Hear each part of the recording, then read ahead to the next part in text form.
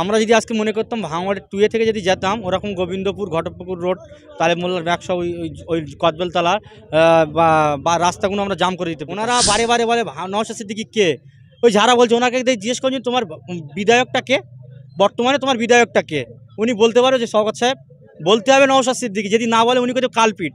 আপনারা জানেন যেভাবে পঞ্চায়েত নমিনেশনে কেন্দ্র করে ভাঙড়কে সন্ত্রাস করেছিল বিরোধী পক্ষে যারা নমিনেশন করতে গিয়েছিল আমাদের প্রার্থী, তাদেরকে বিভিন্ন বাড়ি থেকে বার হওয়া পর্যন্ত ভাঙড় বিডিও অফিস চত্বরে আসাকে কেন্দ্র করে আমাদের শতাধিক কর্মী রক্তাক্ত হয়েছেন, কয়েকজন কর্মী তারা আজকে আমাদের থেকে চলে গিয়েছেন।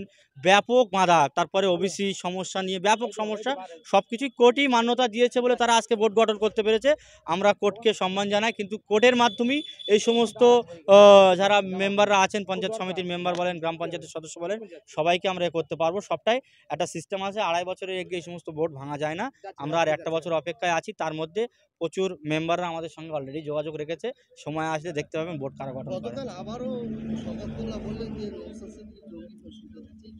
এটা আপনারা জানেন, এর আগে থেকে উনি যে থেকে ভাঙড়ে অবজারভার হয়েছেন সেই থেকে নওশাদ সিদ্দিকী জঙ্গি প্রশিক্ষণ দেয়, নওশাদ সিদ্দিকীর সঙ্গে যারা ঘরে তারা উগ্রপন্থী নানান কথাবার্তা বলেছে। তিনি যদি জঙ্গি হন তাহলে তিনি একজন আমাদের রাজ্যের আইনসভার তিনি একজন মেম্বার বিধায়ক, তাহলে তানার যিনি বিধানসভার স্পিকার বিমান বন্দ্যোপাধ্যায় মহাশয়, তিনি তানাকে তালি বিধানসভা থেকে তানাকে তালি সাসপেন্ড করতো, তিনি করছেন না। ইনি একজন ক্রিমিনাল, নোটোরিয়াস ক্রিমিনাল, আমরা হিউম্যান রাইটস কমিশনের থেকে পেয়েছিলাম বিভিন্ন সোশ্যাল মিডিয়ায়, টিভি চ্যানেল, পেপার পত্রিকায়। অতএব উনি ওই সমস্ত কথাবার্তা বলবেন। নওশাদ সিদ্দিকী একজন খুব ভালো মানুষ, তিনি সদা সর্বদা জাতি ধর্ম নির্বিশেষে দলিত আদিবাসী পিছিয়ে পড়া মানুষের জন্যে, বেকার যুবকদের জন্য তিনি কথাবার্তা বলে থাকেন, তিনি সবসময় শান্তির কথাবার্তা বলে থাকেন। ওই সমস্ত কথাবার্তা বলে মানুষেরকে আর ভুল বোঝানো যাবে না। নওশাদ সিদ্দিকী খুবই মানুষের মনে প্রাণে অন্তরে তিনি জায়গা নিয়ে নিয়েছেন। তাহলে কি বলবেন, কারা করতে পারে এই রক্তদান শিবিরের যে গ্রেড করেছেন আপনারা, সেই গ্রেড ভাঙতে পারে কারা? দেখুন, এটা একটা রক্তদান শিবির। আজকে যে আমাদের ভাঙড়ের বিধায়ক নওশাদ সিদ্দিকী ভাইজান যে উদ্যোগটা নিয়েছে, আজকে আমরা দেখেছি এর আগে যতই সরকার ছিল, কংগ্রেস থেকে শুরু করে সিপিএম সরকার ছিল, আজকে এরকম উদ্যোগ কারোর মধ্যে ছিল না। এরা আজকে খেলা মেলা, আজকে যেমন তৃণমূল সরকার আছে, এরা যেমন খেলা মেলা দিয়ে যেরকম মেতিয়ে রেখেছে, তার থেকে বাইরে গিয়ে আমার ভাঙড়ের বিধায়ক পরিচাতা নওশাদ সিদ্দিকী ভাইজান, ইন্ডিয়ান সেকুলার ফ্রন্টের একটাই বিধায়ক, সেটা হলো ভাঙড়ের বিধায়ক নওশাদ সিদ্দিকী ভাইজান। তিনি খেলা মেলায় না গিয়ে তিনি মানুষের হয়ে, মানুষের চাওয়া পাওয়ার কথা নিয়ে, এবং সাথে সাথে আজকে দেখতে পাচ্ছেন চতুর্দিকে যেভাবে রক্তের হাহাকার পড়ে গিয়েছে, সেই দিকটা নিয়ে আমার ভাঙড়ের বিধায়ক নওশাদ সিদ্দিকী ভাইজান 2021-এ জেতার পরে 2022, 2023, 2024, এই 2025 আমরা প্রতি বছর এক একটা রক্তের উৎসব করি। সেই রক্তের উৎসবটা হলো এই যে প্রতিটা এলাকা থেকে, ভাঙড় বিধানসভার প্রতিটা এলাকা থেকে মানুষ আসুক, রক্ত ডোনার করুক। ডোনার করার পরে এই পশ্চিমবাংলায় যত জায়গায় রক্তের হাহাকার পড়ে আছে, আমরা আমাদের এমএলএ চিন্তা ভাবনা যেন প্রতিটা মানুষের, আমাদের ভাঙড়ের যে রক্তদান শিবিরের অতটুকু রক্ত নিয়ে যেন প্রতিটা মানুষের পাশে আমরা সেই রক্তটুকু নিয়ে দাঁড়াতে পারি। কিছু কিছু জায়গা থেকে জঙ্গি পাওয়া যাচ্ছে,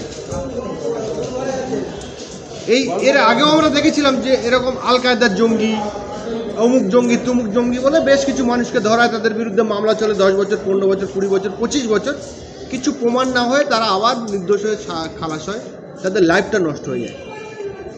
এই যে মুর্শিদাবাদে যাকে ধরেছে, যে ছেলেটাকে বলছে, তারা আদৌ তারা সন্ত্রাসবাদী নয়, এরকমই যারা স্পটে গিয়েছিল গ্রাউন্ডে তারা বলছে। কি বলবেন এই প্রসঙ্গে?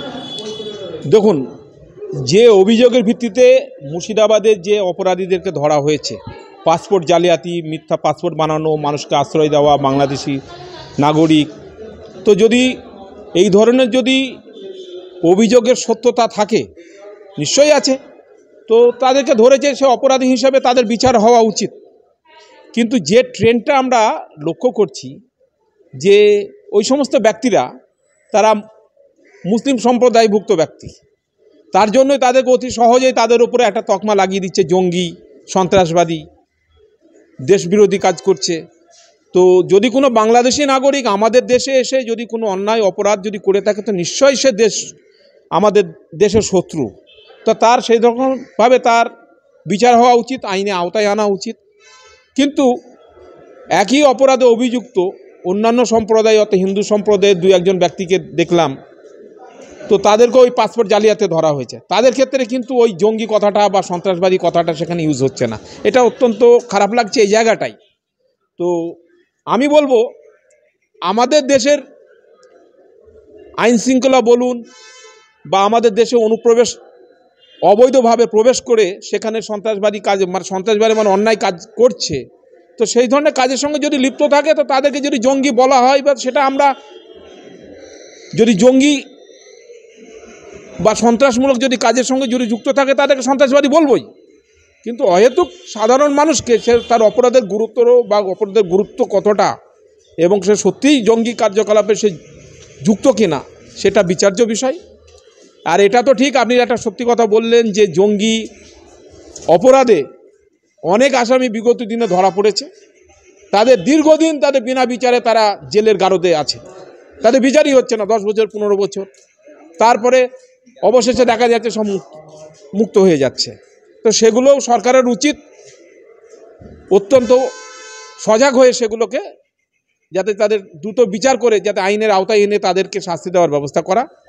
কিন্তু তার সঙ্গে সঙ্গে এটাও হওয়া উচিত যারা নির্দোষ, যারা অপরাধের সঙ্গে প্রকৃতই এরকম অপরাধের সঙ্গে যুক্ত নয়, তাদেরকে জঙ্গি তকমা লাগিয়ে তাদের উপরে একটা অনৈতিক একটা অপরাধের একটা বোঝা চাপিয়ে দেওয়া, সেটাও ভাবা উচিত সরকারের।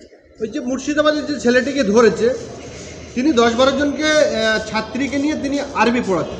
একটা বাড়ি গ্রাউন্ড লেভেলে যারা গিয়েছিল তারা পরিষ্কার সোশ্যাল মিডিয়াতে দেখিয়েছে যে ওটা একটা বাড়িতে 10-12 জন ছাত্রছাত্রীদেরকে নিয়ে তিনি আরবি পড়াতেন। সেইটাকে দেখছি মিডিয়াতে ফলো করে বলা হচ্ছে যে এটা সরকারের অনুমতি ছাড়া মাদ্রাসা, এই মাদ্রাসা থেকে বিভিন্ন রকম কার্যকলাপ করতেন তিনি।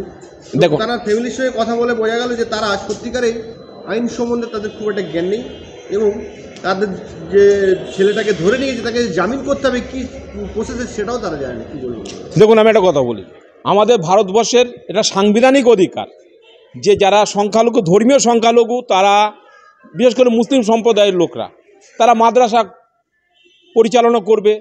সেখানে অনেক মাদ্রাসা আছে পশ্চিমবঙ্গে তথা সারা ভারতবর্ষের জুড়ে বিভিন্ন মাদ্রাসা আছে। আর মাদ্রাসাতে মূলত ধর্মীয় শিক্ষাটা একটু বেশি প্রাধান্য দেওয়া হয়, আরবি পড়ানো হয়। তো মাদ্রাসা শিক্ষা দেওয়া বা আরবি পড়ানো এটা কোনোভাবেই অপরাধমূলক কাজ হতে পারে না, এটা সংবিধান স্বীকৃত একটা কাজ।